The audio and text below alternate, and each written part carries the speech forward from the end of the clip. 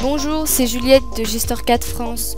Je vais vous présenter comment réaliser un plan isométrique de canalisation avec GestorCAD et IsoGCAD. On choisit des unités en millimètres, puis l'on crée différents calques, tubes, côtes et épures.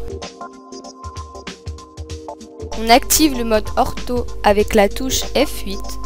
On trace dans le calque approprié l'épure du réseau de canalisation avec l'aide des 3 premiers boutons de la barre d'outils. On pourra donner directement la longueur des tubes de sommet à sommet.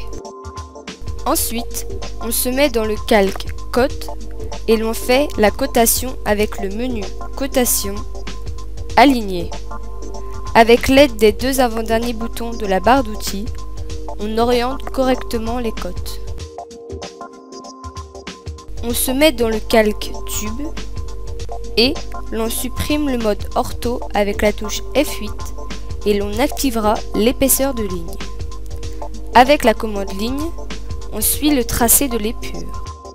Si nécessaire, avec l'un des boutons coude, on met un coude aux jonctions des canalisations.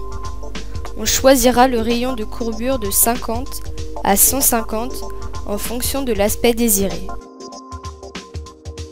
Si nécessaire, avec le bouton Insérer soudure, on identifie la jonction des canalisations avec les coudes. On choisira la taille désirée de 10 à 50 en fonction de l'aspect désiré. Dans le calque tube, on trace un symbole qui représentera une vanne en position horizontale. On fera une copie, puis une rotation pour l'avoir également en position verticale.